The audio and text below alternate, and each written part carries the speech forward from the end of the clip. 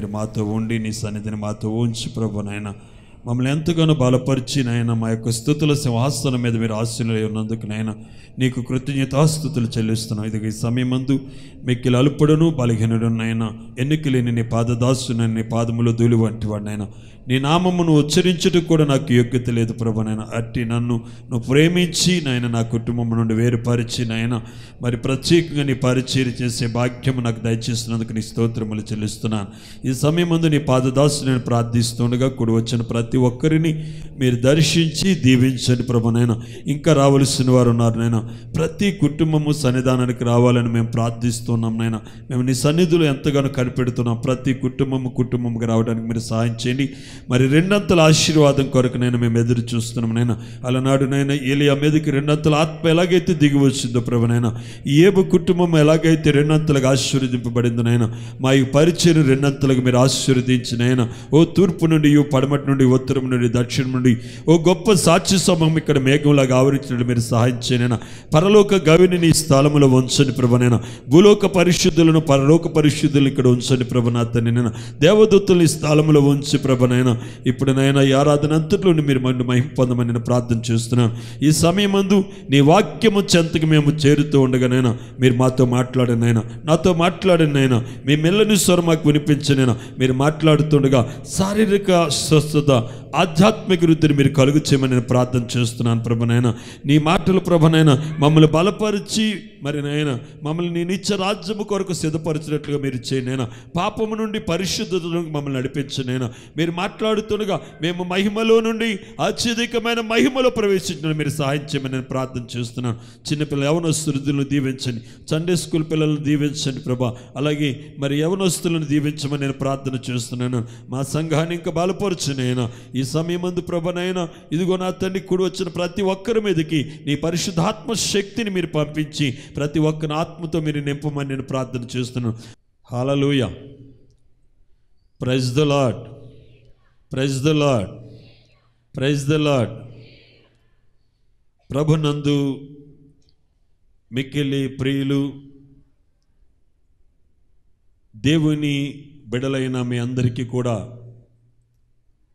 ప్రభు ప్రేరట నా ప్రత్యేకమైనటువంటి వందనాలు తెలియజేస్తున్నా. అందరికీ వందనాలండి. వందనాలు చెప్పినప్పుడు ఏం చెప్పాలి? ఏం చెప్పాలమ్మా? వందనాలు చెప్పాలి కదా. అందరికీ వందనాలండి. అందరికీ.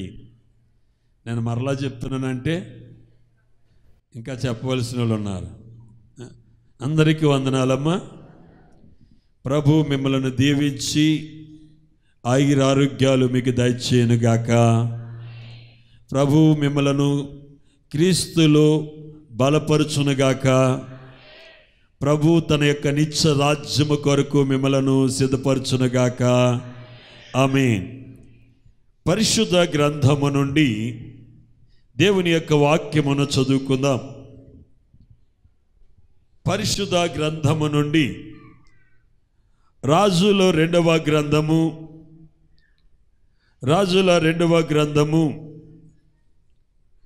3వ అధ్యాయము. రాజుల 2వ గ్రంథము 3వ అధ్యాయము 16, 17 వాక్యములను చదువుకుందాం. రాజుల 2వ గ్రంథము 3వ అధ్యాయము 16, 17 వాక్యమును. 2 రాజుల గ్రంథము 3వ అధ్యాయము 16, 17 వాక్యములు చదువుకుందాం. యెహోవా సెలవిచ్చినదేమనగా ఈ లోయలో చాలా గోతులను త్రవ్వించుడి. యెహోవా సెలవిచ్చినదేమనగా గాలియే గాని వర్షమే గాని రాకపోయినను మీరును మీ మందలను మీ పశువులను త్రాగుటకు ఈ లోయ నీళ్లతో నిండును. దేవునికి స్తోత్రము కలుగును గాక. ఆమేన్. ఈ మాటలు ఎవరు చెప్తున్నారమ్మా? ఎవరు చెప్తున్నారు చెప్పండి? ఎవరు చెప్తున్నారు చెప్పండి? యెహోవా చెప్ ఎవరు చెప్తున్నారు చెప్పండి? యెహోవా ఎవరు? యెహోవా ఎవరండి? దేవుడే.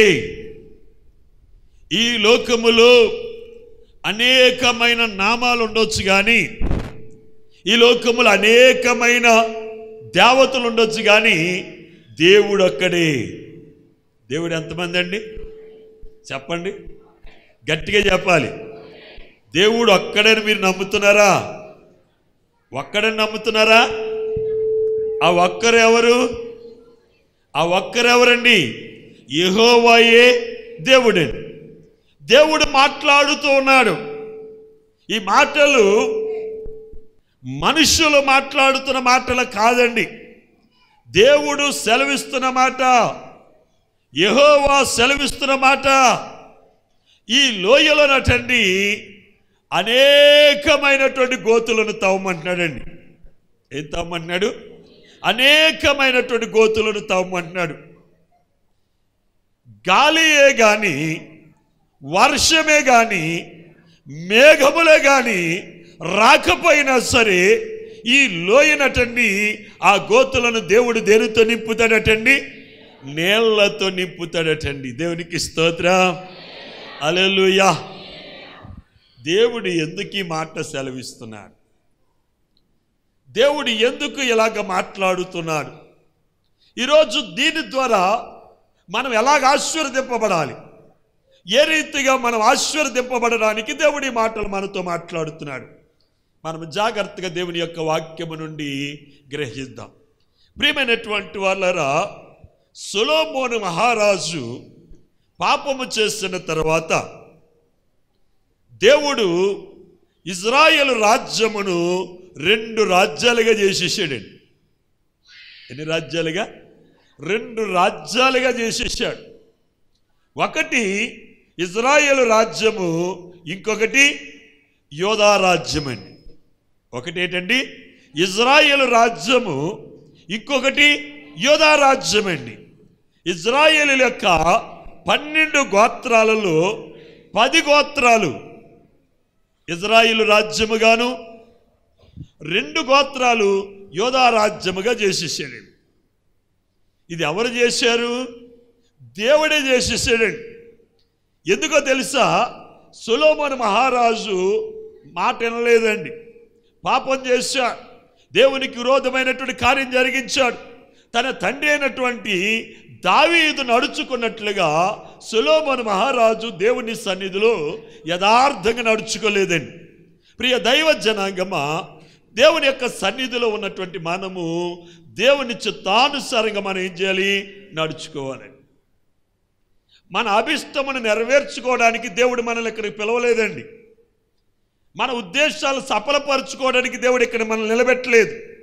దైవ చిత్తానుసారంగా నడుచుకుంటూ లోకము ఎదుట, అన్యజనుల ఎదుట దేవుని నామము మహిమకరముగా ఉండినట్లుగా దేవుడు మనల్ని ఏం చేసుకున్నాడండి? పిలుచుకున్నాడు, మనల్ని ఏర్పాటు చేసుకున్నాడు. లోకంలో మనకంటే గొప్ప వాళ్ళు ఉన్నారు, మనకంటే తెలివైన వాళ్ళు ఉన్నారు, మనకంటే జ్ఞానవంతులు ఉన్నారు. అయినను దేవుడు మనల్ని ఏర్పాటు చేసుకున్నాడంటే అది దేవుని కృప, దేవుని యొక్క అపారమైనటువంటి ప్రేమ అండి. వాక్యం ఆ రీతిగా సెలవిస్తుంది. బలహీనులను సిగ్గుపరచుటకు బలవంతులను సిగ్గుపరచుటకు బలహీనులను, జ్ఞానులను సిగ్గుపరచుటకు అజ్ఞానులను. అంటే లోకంలో మనకంటే బలవంతులు ఉన్నారు, మనకంటే జ్ఞానవంతులు ఉన్నారు. వాళ్ళని సిగ్గుపరచడం కోసం దేవుడు మనల్ని ఏం చేశాడండి? ఇక్కడ నిలబెట్టుకున్నాడు. అర్థమవుతుంది? అర్థం అవట్లేదండి. ఈ 2 రాజ్యాలు, 10 గోత్రాలేమో ఒక రాజ్యముగాను, 2 గోత్రాలు అంటే యోధా గోత్రాలు 2 యోధా రాజ్యముగాను 2 రాజ్యాలుగా విడిపోయినాయండి. ఒకటి దక్షిణ వైపునుంటే ఇంకొకటి ఉత్తరం వైపునుందండి.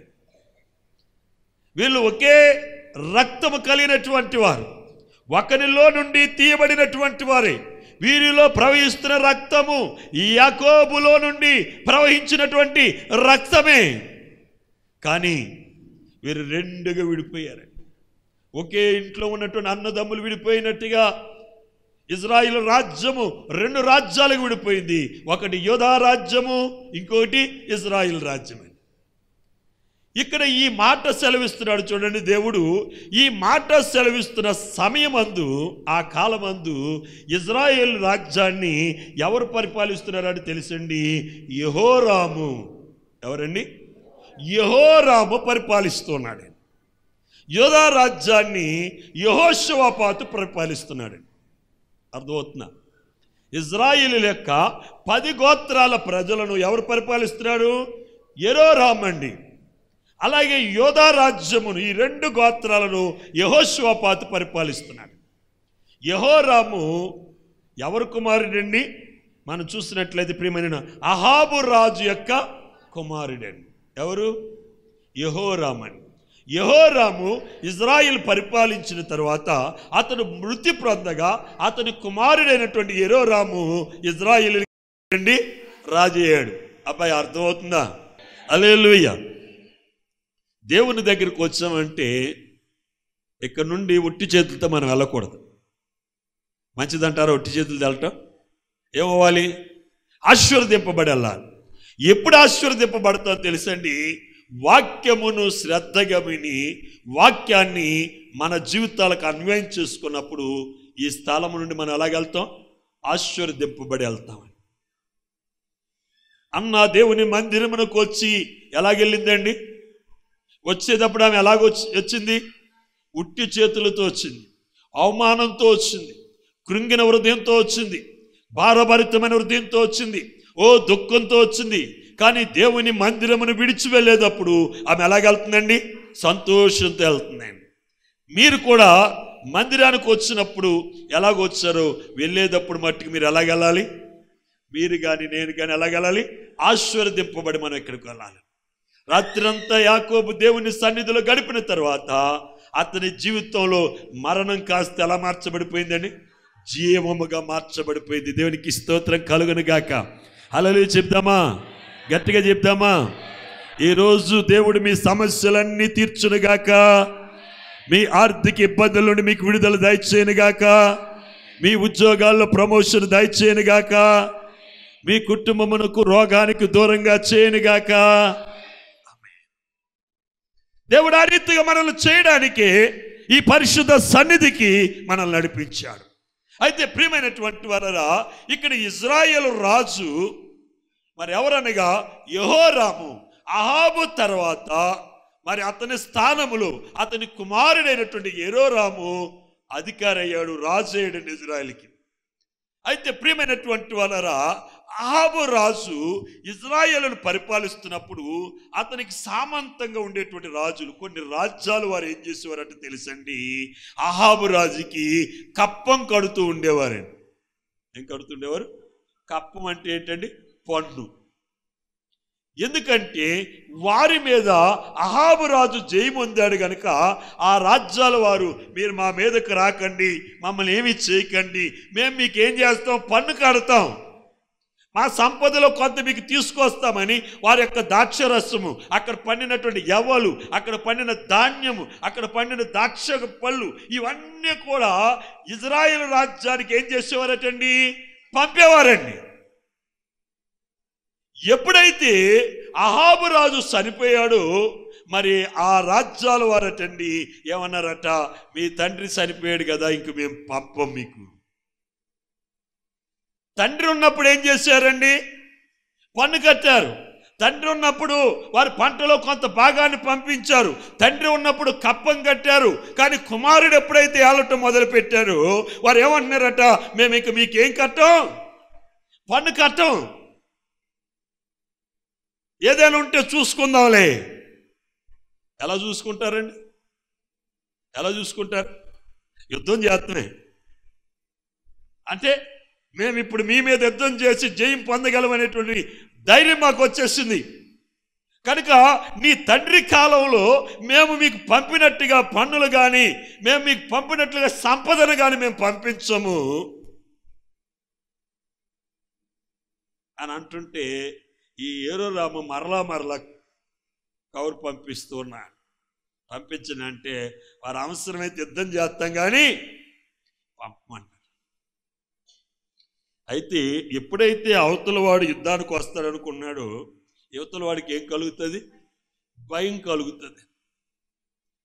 యెరోరాము తన సైన్యాన్ని చూసుకొని, అయ్యో వాళ్ళ మీదకి వెళ్ళి నేను గెలవలేనేమో, నేను యుద్ధం చేసి ఒకవేళ ఓడిపోతే నేను మరలా వాళ్ళకి కప్పం కట్టవలసి వస్తుందేమో అని ఇజ్రాయేల్ రాజు యోధా రాజుకి కౌరు పంపించాడండి.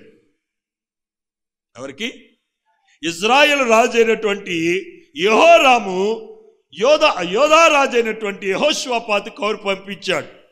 ఇదిగో నా శత్రువు యుద్ధానికి వస్తున్నాడు, ఆడెవడో కాదు, మోయాబీయులు. వారెవరో కాదండి, వారెవరు? మోయాబీయులు యుద్ధానికి సిద్ధంగా ఉన్నారు. అయితే వారి మీదకి యుద్ధానికి వెళ్ళడానికి నా శక్తి సరిపోదు, నీ సహాయం కావాలని యెహోషువపాతుకి కౌరు పెట్టేటప్పటికి యెహోషువపాతు ఏమన్నాడు తెలుసా? తప్పనిసరిగా నేను వస్తాను, నేనే కాదు, నా రథములు, నా సైన్యము, ఏది కావలసిన, ఎందుకంటే ఇదిగో నా రథాలు ఇవి నీవే, ఇదిగో నా సైన్యం నీదే, నేను నీ వాడను, నీ పక్షముగా నిలబడి నీకోసం ఏం చేస్తానన్నాడండి? యుద్ధం చేస్తాను. ఇక్కడ ఇజ్రాయేలు రాజు అయినటువంటి యెహోరాము, యోధా రాజు అయినటువంటి యెహోషువపాతు, వీళ్ళిద్దరూ ఏమవుతారండి? ఏమవుతారు చెప్పండి? ఏమవుతారు? ఒకే తండ్రి నుండి తీయబడినటువంటి వారు కదండి. ఏమవుతారు? రక్త సంబంధులు. వీళ్ళు ఏమవుతారు? అన్నదమ్ములు అవుతారు. యోధా వారు, ఇజ్రాయేల్ వారు ఎవరండి? అన్నదమ్ములు. కనుక ఒకే రక్తము నుండి తీయబడినటువంటి వ్యక్తులు. కానీ వీరి యొక్క నడవడిక ఒకే రీతిగా. యెహోరాము ఉన్నాడు చూడండి, ఈ రాజుకి దేవుడు అంటే భయం లేదండి. చెప్పండి, ఏమి లేదు ఈ రాజుకి? దేవుడు అంటే భయం లేదండి. యెహోషువపాతు ఉన్నాడు కదండి, ఈ రాజుకి దేవుడు అంటే భయం అండి. దైవ భయం లేనటువంటి వాడు ఇజ్రాయేల్ రాజు, దైవ భయం కలిగినటువంటి వాడు యోధా రాజు అండి. యెహోరాముకి రాజ్యం వచ్చింది కానీ దైవికమైనటువంటి భయము ఇజ్రాయేల్ రాజుకి లేదండి. వీళ్ళిద్దరు ఆరాధిస్తున్న దేవుడు అక్కడే, వీళ్ళిద్దరు పూజిస్తున్న దేవుడు అక్కడే. ఏమి లేదు, దేవుని భయం లేకపోతే ఏముండదు? చెప్పండి, దేవుని భయం లేకపోతే ఏముండదండి? ఏముండదా? ఏముండదండి? ఆశీర్వాదం ఉండదండి. దేవుని భయం ఉంటేనే మనకు ఆశీర్వాదం. ఒక రాజకీయ నాయకుడు 3 గంటలకు మీటింగ్ పెడతానంటే 1 గంటకి అక్కడికి వెళ్ళి కూర్చుంటారు. ఒక గవర్నమెంట్ ఆఫీసరు మళ్ళీ టైంకి రమ్మంటే దానికంటే అరగంట ముందు వెళ్తారు. మన నాయకుల కంటే, మన అధికారుల కంటే గొప్పవాడు ఇక్కడ ఉన్నవాడు. దేవునికి స్తోత్రం కలుగును గాక. గట్టిగా చెప్తామా? యేసు ప్రభు వాళ్ళకంటే గొప్పవాడా? గొప్పవాడు కాదా? మరి ఆ గొప్పవాడి దగ్గరికి మనం ఎలా రావాలి? ఎలా రావాలి చెప్పాలి, గట్టిగా గట్టిగా చెప్పాలి. సమయానికే రావాలి, సమయానికంటే ముందు ఉండాలి. దైవ భయం లేకపోతే నీకు ఆశీర్వాదం ఉంటుందండి. ఇక్కడ యెహోరాముకి ఏమి లేదండి? దేవుడంటే భయం లేదండి. యెహోషువపాతుకి దేవుడంటే భయం అండి, చచ్చేంత భయం అండి. భయం లేని వాడితో భయం గలవాడు జత చేయొచ్చా? అవిశ్వాసితో విశ్వాసి జత చేయొచ్చా? ఎలాగన్నాడో కానీ యెహోషువపాతు అంటున్నాడు, నా జనులే నీ జనులు, నా ప్రజలే నీ ప్రజలు, నా ఆయుధాలే నీ ఆయుధాలు, నా సైన్యమే నీ సైన్యము, నా గుర్రాలే నీ గుర్రాలు, నా రథములే నీ రథములు అని చెప్పాడండి. నా మార్గములో మనం వెళ్ళాలన్నా ఎందుకు ఏంటి అని అడగలేదు. యెహోషువపాతు కూడా అతనితో వెళ్ళడానికి ఇష్టపడ్డాడు. వీరిద్దరితో పాటు ఇంకొక రాజును కూడా యాడ్ చేసుకున్నారండి. అతని పేరు రాయబడలేదు కానీ ఆ రాజు ఎవరంటే ఎదోము రాజు. ఏ రాజు అండి? ఏదోము రాజు. ఏదోము యొక్క సైన్యము కూడా, ఏదోము రాజు కూడా వీళ్ళతో రావడానికి ఇష్టపడ్డాడు. ఈ ముగ్గురు రాజులు కలిసి తమ సైన్యముతోటి, రథములతోటి, రౌతులతోటి, గుర్రములతోటి వీరేం చేశారండి? బయలుదేరారు. ఒకరోజు ప్రయాణం చేశారు, 2 రోజులు ప్రయాణం చేశారు, 3 రోజులు ప్రయాణం చేశారు. ప్రియమైనటువంటి వాళ్ళరా, ఎక్కడికి వెళ్ళాలి? వీళ్ళు యుద్ధం చేయడానికి సరిహద్దులోకి వెళ్ళాలి. మనం ఇక్కడున్నాం, మన బోర్డర్లో యుద్ధం చేయవలసి వస్తే ఇక్కడి నుంచి మనం ఎక్కడికి వెళ్ళాలి? బోర్డర్కి వెళ్ళాలి కదా. బోర్డర్కి వెళ్ళాలంటే మనతో పాటు మనం ఏం తీసుకెళ్ళాలి? ఏమండి, ఆయుధాలు తీసుకెళ్తే సరిపోద్దా? మనతో పాటు ఏం తీసుకెళ్ళాలి? ఆహారం తీసుకువెళ్ళాలి, త్రాగడానికి నీళ్లు తీసుకువెళ్ళాలి, అన్నీ సిద్ధం చేసుకుని వెళ్ళాలండి. బోర్డర్లో యుద్ధం చేస్తున్నారంటే వాళ్ళకి ఆ యొక్క పరికరాలు, యుద్ధ పరికరాలు, యుద్ధ సామాగ్రితో పాటు వారికి ఏం పంపించాలండి? ఆహారం పంపించాలి. ఎందుకంటే ఆహారం తినకపోతే వాళ్ళు ఏమైపోతారు? బలహీనులైపోతారండి. ఎప్పుడైతే యుద్ధం చేసేవాడు బలహీనుడైపోయాడో శత్రువు ఏం చేస్తాడు? జయాన్ని పొందుతాడండి. యుద్ధం చేసేవాడు ఎప్పుడు ఎలాగ ఉండాలి? బలంగా ఉండాలి, ఫిట్గా ఉండాలి. వీళ్ళు 1 రోజు ప్రయాణం చేశారు, 2 రోజులు ప్రయాణం చేశారు, 3 రోజులు ప్రయాణం చేశారు, 4 రోజులు ప్రయాణం చేశారు, 5 రోజులు ప్రయాణం చేశారు. ఇలాగ 7 రోజులు ప్రయాణం చేశారండి. 7 రోజులు ప్రయాణం చేసిన తర్వాత వీళ్ళు తీసుకొచ్చిన ఆహారము, వీళ్ళు తీసుకొచ్చిన నీళ్లు అయిపోయినాయి. ఎప్పుడైతే ఆహారం అయిపోయిందో, ఎప్పుడైతే నీళ్లు అయిపోయినాయో సైన్యం ఏమైపోతుందండి? సైన్యం ఏమైపోతుంది అండి? పొద్దుటే టిఫిన్ చేసి వచ్చారు, మధ్యాహ్నం మరలా ఏం చేస్తారు? భోజనం చేస్తారు. మానేశారు అనుకోండి, సాయంత్రానికి ఏమవుతుంది? నీరసం వస్తుంది. సాయంత్రం స్నాక్స్ తిన్నాం అనుకోండి, కొంచెం బలం వస్తుంది. సాయంత్రం స్నాక్స్ కూడా మానేసాం, రాత్రి కూడా భోజనం మానేసాం. రేపు పొద్దునకి ఏమవుతామండి? రేపు పొద్దునకి ఏమవుతాం? ఒంటికి వెళ్ళడానికి ఇంకోళ్ళని మనం తీసుకెళ్ళాలండి. అవునా కాదా చెప్పండి? ఏమవుతాం? బలహీనమైపోతామండి. ఇక్కడ సైన్యం ఏమైపోతుంది? బలహీనమైపోతుంది. ఎందుకంటే వారికి త్రాగడానికి నీళ్లు లేవు, తినడానికి తిండి లేదు, తీసుకొచ్చిన తిండి అయిపోయింది, తీసుకొచ్చిన నీళ్లు అయిపోయినాయి. వారు ప్రయాణం చేస్తున్నటువంటి ఆ యొక్క మార్గం ఏ మార్గం అంటే తెలుసండి? ఎడారి మార్గం అంటే అక్కడ రాయబడింది. ఏ మార్గంలో వారు ప్రయాణం చేస్తున్నారట? ఎడారి మార్గములు. ఎడారి మార్గంలో ఏముంటాయండి? ఏముంటాయి చెప్పండి? ఆకులు ఉండవు, అలములు ఉండవు, నీళ్లు ఉండవండి. ఎడారి మార్గములో 7 దినాలు ప్రయాణం చేసేటప్పటికీ వారి దగ్గర ఉన్న ఆహారం అయిపోయింది, వారి దగ్గర ఉన్న నీళ్లు అయిపోయినాయి, సైన్యము బలహీనమైపోతుంటే ఇజ్రాయేలు రాజటండి యెహోషువపాతు దగ్గరికి వచ్చి అంటున్నాడట. గమనించండి ప్రియమైనటువంటి వారు, యెహోషువపాతు దగ్గరికి వచ్చి అంటాడట, నిశ్చయముగా యెహోవా మనలను మోయాబీలకు అప్పగించడానికే ఇక్కడికి తీసుకొచ్చాడు అంటున్నాడటండి. ఒక భయం లేనివాడు ఎలా మాట్లాడుతున్నాడు చూడండి. ఇక్కడ దాకా మనల్ని తీసుకొచ్చిన యెహోవా మనల్ని ఇక్కడ మోయాబీలకు అప్పగించేయడానికే తీసుకొచ్చాడు. నిశ్చయముగా ఈరోజు మనము మోయాబీల చేతిలో మన సైన్యము చనిపోతాం అన్నదాన్ని అర్థమవుతుందండి. యెహోరాము యెహోషువపాతు మాట్లాడుతున్నాడట. అప్పుడు యెహోషువపాతు అన్నాడట, అలాగనకు, మన దేవుడు మనల్ని చంపడానికి ఇక్కడ తీసుకురాలేదు. నీవంటున్నావు చూసావా, ఆ మాట నీవు అనొద్దు. మన దేవుడు గొప్పవాడు, మన దేవుడు సర్వశక్తివంతుడు. కీడు చేయడానికి మనల్ని ఇక్కడ తీసుకురాలేదు. మనల్ని మోయాబీల చేతులకు అప్పగించడానికి ఇక్కడ తీసుకురాలేదు. అయితే ఇజ్రాయేలీలలో దేవుని ప్రవక్త దైవజనుడు ఉన్నాడా? దైవజనుడు ఉంటే దైవజనునికి కౌరు పంపండి, దైవజనుడు మన నిమిత్తము ప్రార్థన చేస్తాడు. ఈ యుద్ధము కొరకు దైవజనుడు ప్రార్థన చేస్తాడు. దైవజనుడు ప్రార్థన చేసి మనము పోవుట మంచిదా, నిలుచుట మంచిదా, మనం యుద్ధం చేయటం మంచిదా, యుద్ధం చేయకపోవటం మంచిదా, మనం ఏం చేయాలో దైవజనుడు మనకి తెలియచేస్తాడు. దైవజనుడికి కౌరు పంపించమన్నాడండి. ఇజ్రాయేలులో ఒక దైవజనుడు ఉన్నాడండి, ఒక దైవజనుడు ఉన్నాడు. ఇజ్రాయేలులో ఒక ప్రవక్త ఉన్నాడు.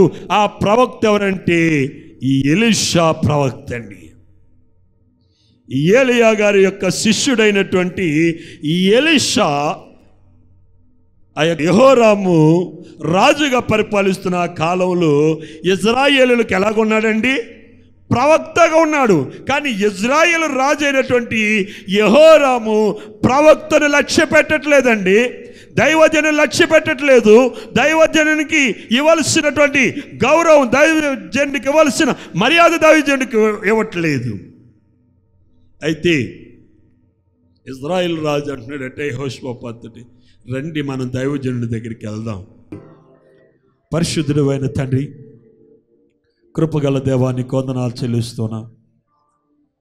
నీ అపారమైన కృపను బట్టి నాయనా మీరే తేటగా మాతో మాట్లాడారు ప్రభా. దివ్యమైన వర్తమానాన్ని మీరు అందించారు. మమ్మల్ని బలపరచడానికి ఒక లోతైన అనుభవం వరకు మీరు నడిపించారు ప్రభునైనా. నీ వాక్యము చేత మేము బలాన్ని పొంది, నీ వాక్యము చేత మేము శక్తిని పొంది లోకములో ప్రతి దానిని జయించడానికి మీరు కృప అనుగ్రహించండి. విత్తబడిన వాక్యము నాలో మాలో ఫలింపజేసి ఇప్పుడు నాయన నీ శరీర రక్తాలు తీసుకొని చుండగా నన్ను మమ్మల్ని మీరు ఆశీర్వదించమని యేసు క్రీస్తు పరిశుద్ధ నామమును బట్టి ప్రార్థిస్తున్నాను తండ్రి. ఆమేన్, ఆమేన్, ఆమేన్. అందరికీ వందనాలండి.